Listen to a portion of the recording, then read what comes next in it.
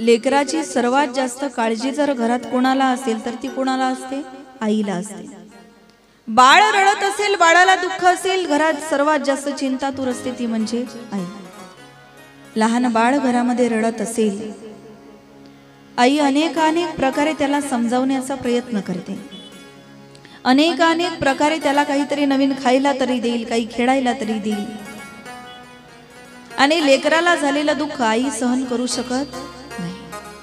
ज्या वेळेला पतीचं न ऐकून सती माता कोणाकडे गेल्या? आपल्या पित्याकडे गेल्या. पतीने समजावून सांगितलं होतं, सती जदेपी मित्र प्रभू पितु गुरु गेहा जाय बिनबो लेऊन संदेहा. जरी असं म्हटलेलं आहे 4 ठिकाणी माणसाला न बोलवता जाता येतं.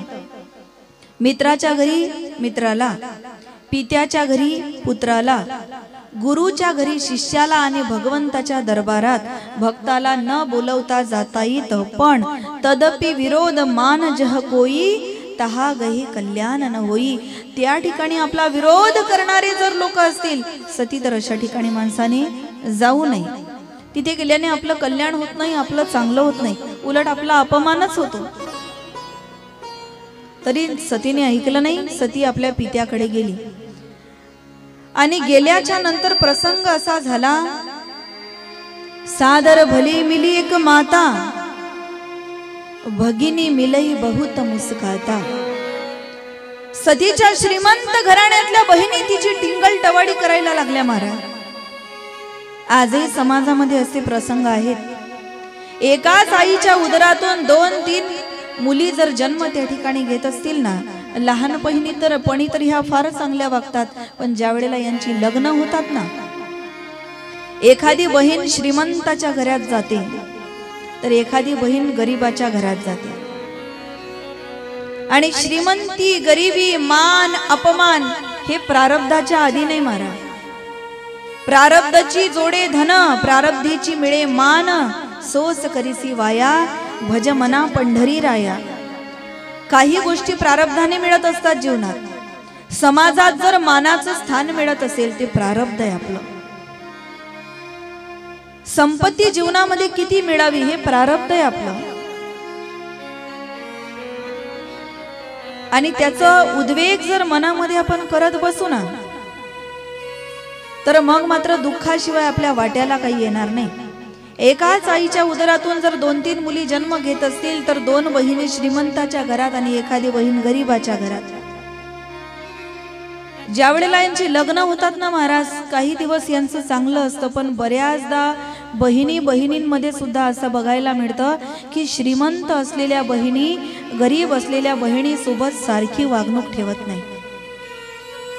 हे समाजात बघायला मिळतं. जन्म तर एकाच आईच्या उदरातून घेतला तिघींनी, पण या 2 श्रीमंताच्या घरी आहे, एक गरीबाच्या घरी आहे, म्हणून त्या बहिणी बरोबर या दोघींची वागणूक काही वेगळीच असते. जी बहीण गरीब आहे तिच्या समोर आपल्या श्रीमंतीचा थाट काय मिरवणार. माझ्या घरी एवढे एकर शेती आहे, माझ्या घरी एवढा आहे, माझ्या घरी हे आहे, माझ्या घरी ते आहे, माझे मिस्टर या कंपनीत आहे, आमच्या घरी 2 लाख महिन्याचा पगार आहे. आपल्याकडे किती आहे ना हे लोकांना सांगून काही उपयोग नाही. आपण किती श्रीमंत आहोत, आपण किती मोठे आहोत, अंतःकरणाने किती उदार आहोत हे जगाला सांगायची गरज नाही. हे जगाला आपोआप दिसत असतं. म्हणून श्रीमंतीचा थाट, श्रीमंतीचा तोरा त्या गरीबा बहिणी समोर मिरवतात आणि तिला एकटं पाडल्यासारखं करतात. बघा, आईवडील या जगातून गेल्यानंतर मोठी बहीण म्हणजे लहान बहिणींची कोण असते? आई असते.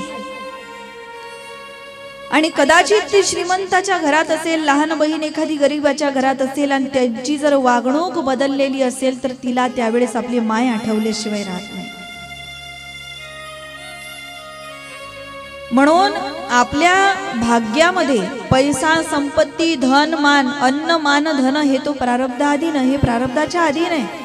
होऊ शकतं आज आपल्याकडे एवढी संपत्ती आहे, एक दिवस आपल्याकडे असाही येऊ शकतो की आपल्याकडे काही राहणार नाही. होऊ शकतं आज जी गरीब आहे ती एक दिवस लखपती, करोडपती झाल्याशिवाय राहणार नाही. प्रारब्ध बदलायला वेळ नाही लागत महाराज. परंतु एखादी बहीण गरीब असेल ना, तिला हेनवू नये. तिला तिच्या गरिबीची जाणीव करून देऊ नये. आज सती मातेला दुःख का झालं? एवढ्या माझ्या बहिणी आहे, पण एक एक बहीण माझी टिंगल टवडी करायला लागली. एक बहीण म्हणते तुझ्या मिस्टरांनी घर बांधलं की अजून स्मशानातच राहतात. एक बहीण म्हटली डोक्यावरून पाणी पडायचं थांबलं की अजून पडतच आहे. काय वाटलं असेल महाराज सतीला? एक बहीण म्हणते तुझा नवरा सोन्याचं लॉकेट वगैरे घालतो की मेल्या माणसाचे मुंडकेच गळ्यात लटकवून फिरतो. काय वाटलं असेल सतीला? आणि ज्या वेळेला चार चौघांमध्ये आपल्या बहिणी आपल्या पतीची आपल्या परिवाराची टिंगल टवाडी करतात ना, तिला असं वाटतं मी नसती आली ना तर बरं झालं असतं. माझं घर कसं का असेना, झोपडी का असेना माझं घर, पण माझं घर मला प्रिय आहे. माझा पती माझ्यावर प्रेम करणार आहे. माझी मुलं जीवाला जीव लावणारी आहे, जीव देणारी आहे. आणि या बहिणी बघा ना, चार लोकांमध्ये मला माझा कमीपणा करून देतात. कदाचित माझ्या पतीने मला हजारदा सांगितलं होतं नको जाऊ सती, नको जाऊ सती. मी ऐकलं असतं तर किती चांगलं झालं असतं. हा पश्चाताप सतीला व्हायला लागला ज्या वेळेला तिच्या बहिणी तिची टिंगल टवाडी करायला लागल्या ना, तेव्हा एक एक बहीण टोमणा मारायला लागली. बघा, मारलेला मार जेवढा लागत नाही ना, तेवढा तोंडातून निघालेला टोमणा माणसाला लागत असतो. तोंडातून निघालेले शब्द माणसाला लागत असतात. इसलिए शब्द संभल कर बोलिए, शब्द के हाथ ना पाव. एक शब्द औषधी करे, एक शब्द करे घाव. शब्दाने माणसाला जखमा होतात महाराज. इतक्या खोलवर जखमा होतात, इतक्या खोलवर जखमा होतात.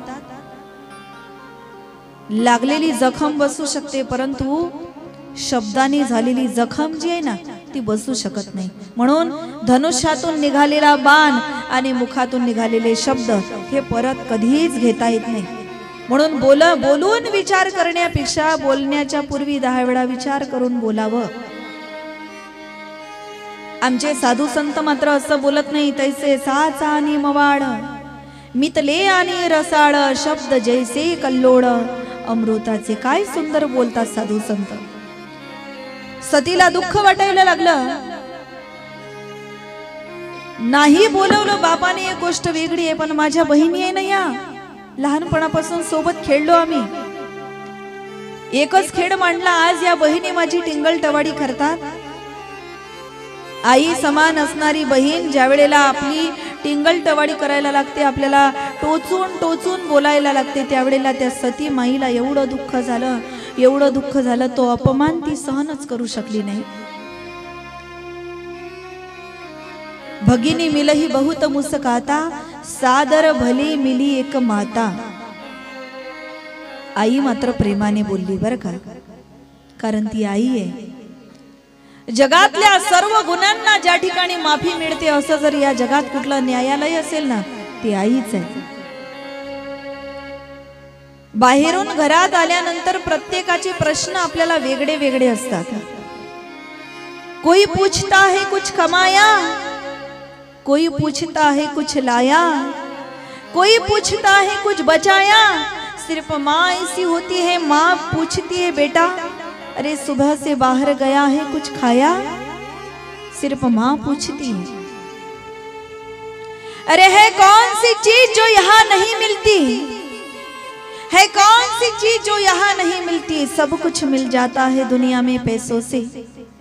पैसों से आप गाड़ी खरीद सकते हो, बंगला खरीद सकते हो, मकान खरीद सकते हो, दुकान खरीद सकते हो, लेकिन पैसों से कभी माँ नहीं खरीदी जा सकती. माँ का प्यार तो कुछ अलग ही होता है. माँ का दुलार कुछ अलग ही होता है.